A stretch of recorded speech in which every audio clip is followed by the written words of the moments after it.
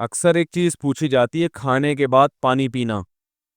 یہ جو آج کل نہار منہ پانی پینے کی حدیثیں گڑھی جا رہی ہیں نا کہ نہار منہ پانی پینا اتنا فائدہ، ایسی کوئی حدیث نہیں ہے. ہمارے علم میں نہیں ہے کہ نبی صلی اللہ علیہ وسلم نہار منہ پانی پیا کرتے تھے. نارمل زندگی گزارنی چاہیے اچھے بچوں کی طرح. صبح صبح اٹھ کے گڑھے پہ جا کے یہ فریج پہ بوتلیں نکال کے پینا جبکہ پیاس بھی نہیں لگ رہی. تو ڈاکٹروں کی تحقیق ہوگی مگر یہ تحقیق بعد میں بدل بھی سکتی ہے. بہت ساری تحقیقات بدل گئی ہے. تو نیچر سے کبھی نہ ہٹو. سمجھ رہے ہو؟ صبح اٹھو اچھے بچوں کی طرح، اپنا نماز نہ دھو کے نماز پڑھو. جب بھوک لگنا شروع ہو جائے تو کھانا کھا لو. پیاس لگنا شروع ہو جائے تو بولو بھائی پانی پی لو. بس اس طرح ہنسی خوشی زندگی گزارو. اور تھوڑا ایکٹیویٹی رکھو، کوئی بھاگم دوڑم، کچھ چلت پھرت رکھو، فٹ فاٹ رہو گے انشاءاللہ. بھلا وجہ اٹھ کے پانی چڑھا رہا ہے. کئی لوگ مبتلا ہو چکے ہیں اس میں. فائدے ہیں اس کے، میں نہیں کہتا کہ فائدہ نہیں ہے، سائیڈ ایفیکٹ بھی ہیں.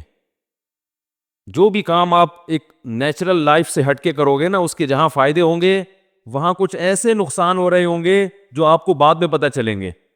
اور بعض نقصان تو ایسے ہوتے ہیں جو پتہ ہی نہیں چلتے کہ یہ اس کی وجہ سے ہوئے ہیں. اس لیے نارمل اچھے بچوں کی طرح زندگی گزارنی چاہیے. کوئی بیماری ہو، اس بیماری میں ڈاکٹر بطور دوا کے تجویز کرے تو ٹھیک ہے. کوئی بیماری ہو گئی نا آپ کو، اس میں بطور دوا کے، بطور علاج کے، وہ ایک الگ چیز ہے، وہ ٹھیک ہے. لیکن نارمل آدمی کو، جوان آدمی کو ایسی ایکٹیویٹیز نہیں کرنی چاہیے. اچھے بچوں کی طرح سیدھا تمیز سے، جیسے اس کے باپ دادا زندگی گزارتے آئے تھے. جانوروں کو دیکھا کبھی صبح اٹھتے ہی پانی پی رہے ہو جا کے؟ صبح اٹھتے ہی سارے جانور، ان کو کیا چاہیے؟ بھوک لگنا شروع ہوتی ہے، کھانا کھاتے ہیں. تو نبی اسی طرح یہ بھی بہت ہے کہ کھانے کے بعد پانی نہ پیو، کھانے کے بعد پانی نہ پیو. سنا ہوگا آپ نے، سب سنتے ہیں کھانے کے بعد پانی زہر ہے، یہ ہے، فلانا ڈمکانا ہے.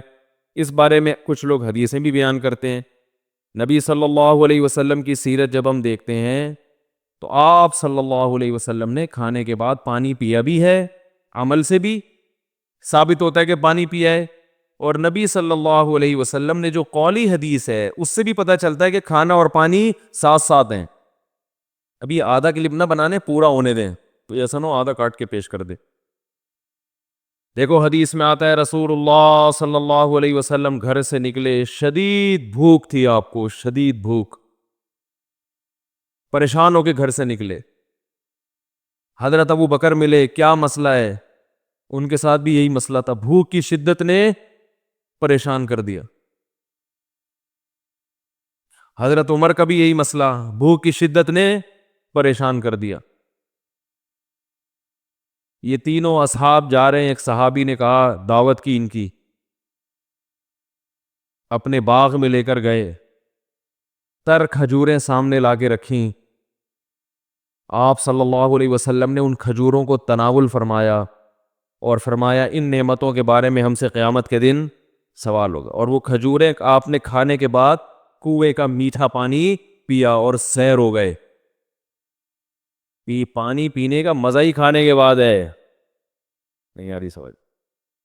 جب شدید بھوک میں آپ کھجوریں کھاؤ گے اور اس کے بعد پانی پیو گے، کیا مزہ نہیں آئے گا؟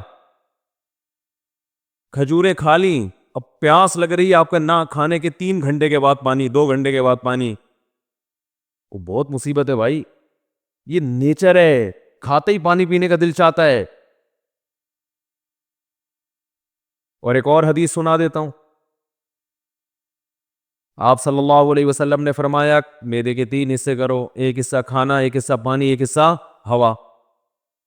تو یہ جو ایک حصہ پانی اور ایک حصہ کھانا، اس کا صاف مطلب ہے کہ کھانے کے ساتھ ہی پانی ہے، تبھی تو اس کے لیے جگہ چھوڑنی ہے. کیا ہو گیا؟ اگر کھانے کے 2 گھنٹے بعد پانی ہوتا تو 1/3 کھانا تو وہ ہضم ہو چکا ہوتا ہے، پھر تو پورا معدہ پانی کے لیے تیار ہے.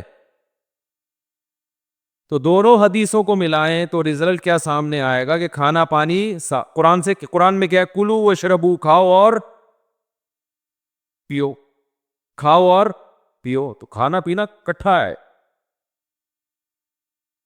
لیکن دونوں حدیثوں کو ہم ساتھ ملاتے ہیں. آدھی حدیث لوگ ہیں نا، آدھی نہیں لوگ، پھر مسئلہ خراب ہو.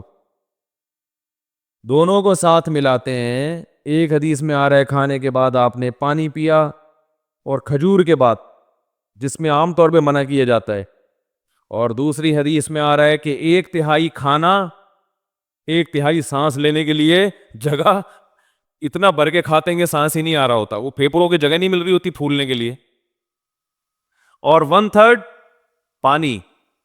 تو پتہ یہ چلا کہ یہ پیشکش اس کے لیے ہے جو 1/3 کھانا کھاتا ہے. سمجھ میں آ رہی ہے بات؟ اتنا کھانا کھاؤ کہ پانی کے لیے جگہ ہو. آج کل جو منع کیا جاتا ہے کھانے کے بعد پانی سے، ان لوگوں کو شاید ڈاکٹروں کی مراد وہ لوگ ہوں یا سب لوگ ہی ایسا کر رہے ہیں، وہ یہاں تک کھاتے ہیں، اس کے بعد جب آپ پانی پیئیں گے تو وہ کھانا پھول جاتا ہے یا اور مسائل پیدا کرتا ہے، وہ جگہ بچتی نہیں ہے، اس سے نتیجہ کیا نکلتا ہے؟ بد ہضمی. تو وہ تھوڑا کھانا اگر کھایا جائے تو اس کے بعد پانی پینے میں کوئی حرج نہیں ہے، بلکہ فائدہ مند ہے، کیونکہ نبی نے جو کام کیا وہ نقصان دہ نہیں ہو سکتا. دوسری بات یہ کہ پانی کس قسم کا پینا ہے. ہمارے نبی نے جو پانی پیا وہ کنویں کا، وہ ایک نارمل ٹیمپریچر ہوتا ہے اس کا، اور ہمارے ہاں جو کھانے کے بعد پانی پیا جاتا ہے وہ فریج کا نکلا ہوا ٹھنڈا ٹھاٹ. سمجھ میں آ رہی ہے بات؟ اس سے معدے کا کیا ہو جاتا ہے؟ بیڑا غرق. یہ جو ہمارا معدہ ہے نا، یہ وائز گھومتا ہے ایسے، یعنی میرے لحاظ سے دیکھیں نا، یوں کر کے گھومتا ہے، آپ کے لحاظ سے یوں کر کے گھومتا ہے، یہ ایسے گھوم رہا ہوتا ہے یہ.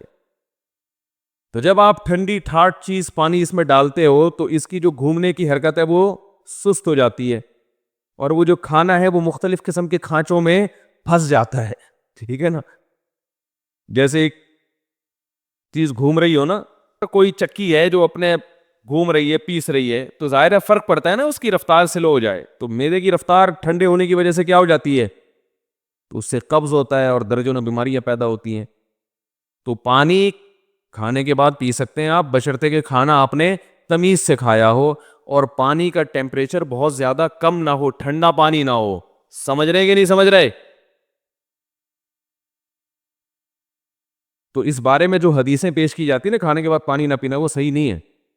اور اگر گرم پانی پیا جائے جو چولہے کا گرم ہو، وہ تو ہاضمے میں اور مدد دیتا ہے، جو کہوا جسے کہتے ہیں، وہ تو اور تھوڑی مدد دیتا ہے ہاضمے میں. لیکن میں نوجوانوں کو کہتا ہوں وہ نہ پئیں، تمیز سے زندگی گزاریں، بس پانی پئیں آرام سے.